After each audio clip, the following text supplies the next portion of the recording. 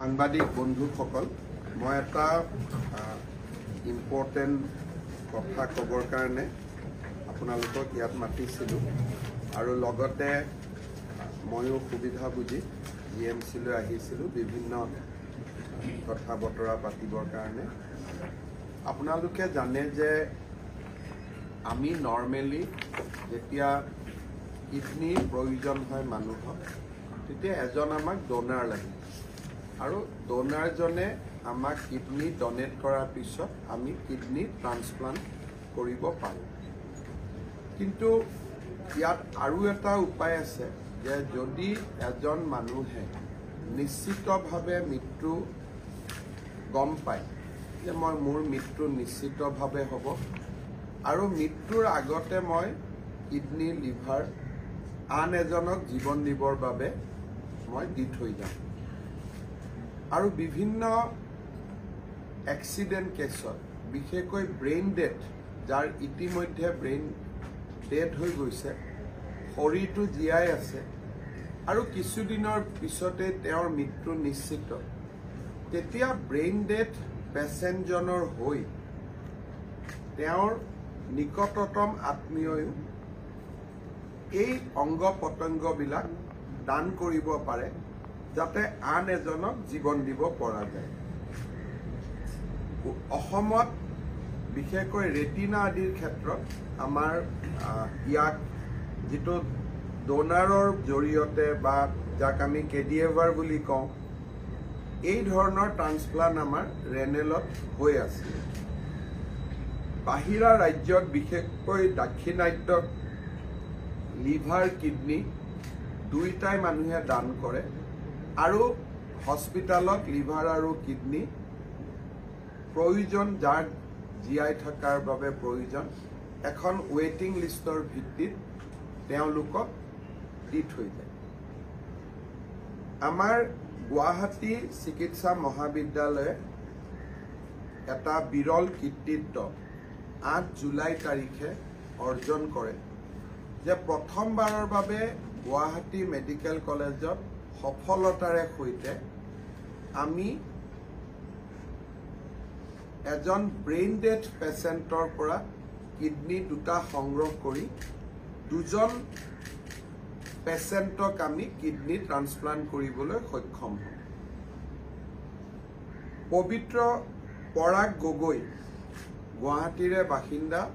পৰাগ গগৈৰ brain death চিটুৱেশ্যনত তেখেত Guwahati medical কলেজত আছিল আৰু তেখেতৰ পৰিয়ালবৰ্গই অত্যন্ত সহৃদয়তাৰে সৈতে দুটা কিডনি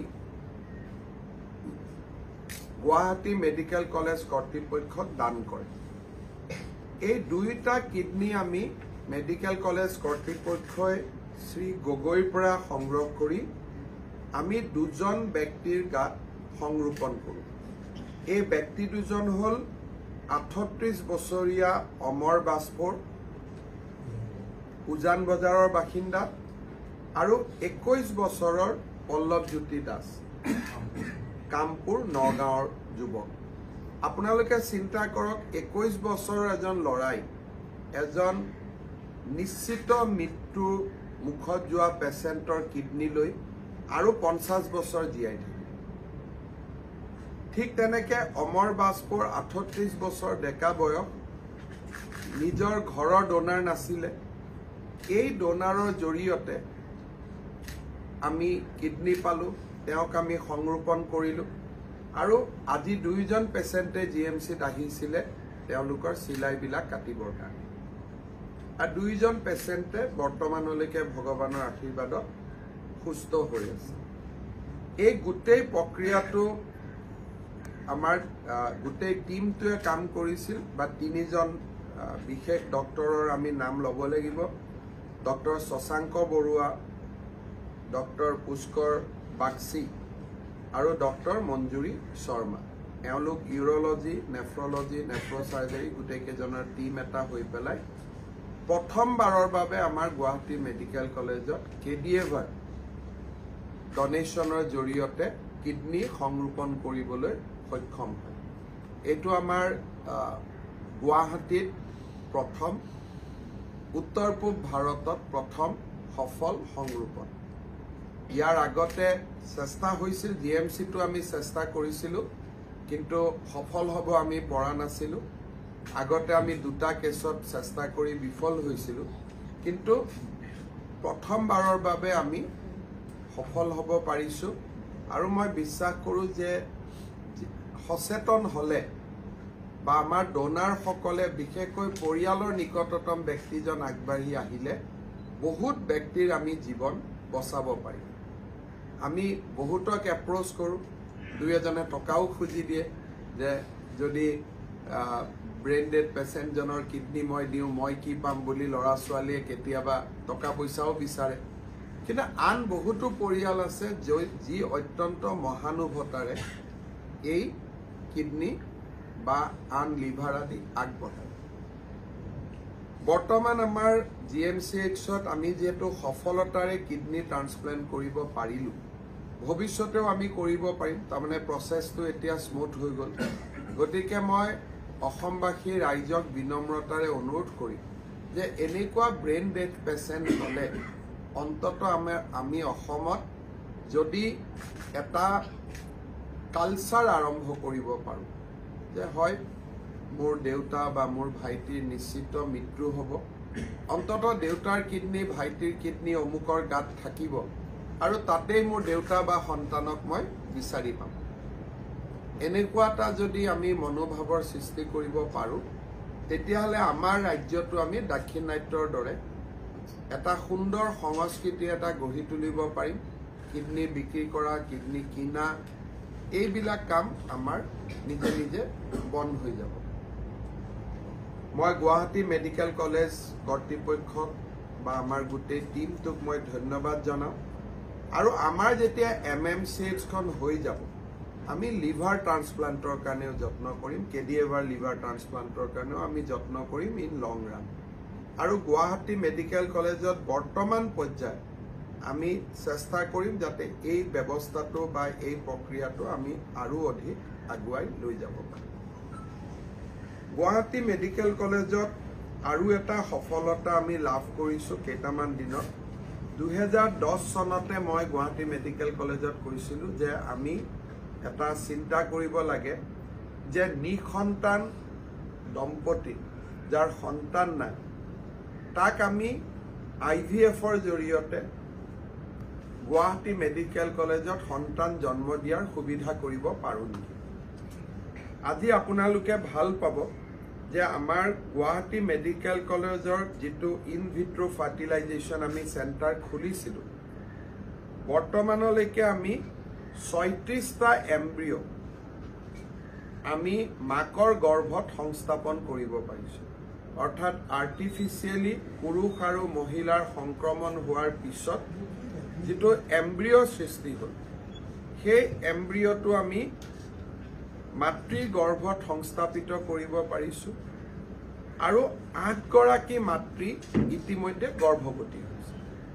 এম্ব্ৰিঅ' ট্ৰান্সপ্লান্ট কৰাৰ পিছতো গৰ্ভৱতী হ'বৰ কাৰণে সময় লাগে, কিন্তু ইতিমধ্যে আমাৰ 8গৰাকী মাতৃ গৰ্ভৱতী হৈছে আৰু এটা সন্তান আমি চিজাৰিয়ান ছেকশ্যনৰ জৰিয়তে জন্ম দিব পাৰিছোঁ।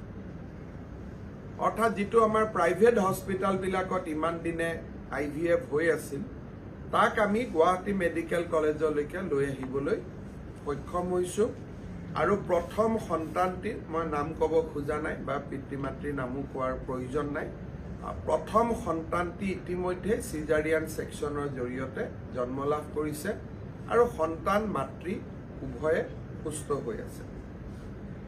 এই গোটেই যিটো ব্যৱস্থা, বাহিৰত বহুত টকা পইচাৰ প্ৰয়োজন হয়। গুৱাহাটী মেডিকেল কলেজত ৭৫,০০০ৰ পৰা ১ লাখ টকাৰ ভিতৰতে গোটেই খৰচখিনি আমি কৰি এই সুবিধা দিব পাৰোঁ।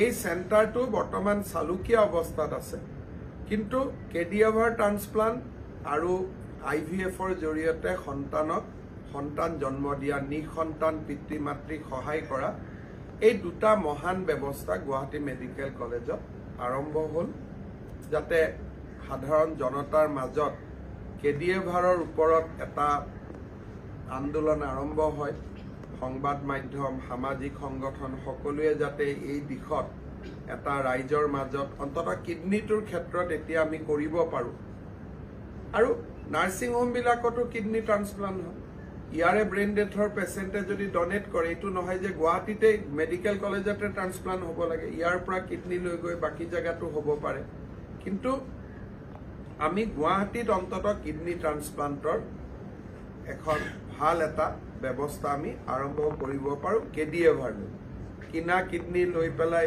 এটোতো কোনো শুদ্ধ ব্যৱস্থা নহয় মই আমাৰ দুইটা টিমকে মই ধন্যবাদ জনাইছোঁ আৰু আমি চেষ্টা চলাই যাম যে গুৱাহাটী মেডিকেল কলেজত এই দুইটা ব্যৱস্থা যাতে আৰু শক্তিশালী হ'ব পাৰে আমাৰ IVF টিমটো যেনেকৈ কিডনি ট্ৰান্সপ্লান্ট টিমটোত ডক্টৰ শশাংক বৰুৱা ডক্টৰ পুষ্কৰ বাগচি আৰু ডক্টৰ মঞ্জুৰী শৰ্মাই লিড কৰিছিল আমাৰ IVF ট্ৰান্সপ্লান্টত ডক্টৰ তন্মা শইকীয়া আৰু ডক্টৰ অনুজ সিং এই দুইগৰাকীয়ে টিমটোক লিড কৰিছে লগত আমাৰ পেৰামেডিক্স নাৰ্ছিং ষ্টাফ গোটেইবোৰ আছে মই দুইটা টিমকে মই ধন্যবাদ জনাইছোঁ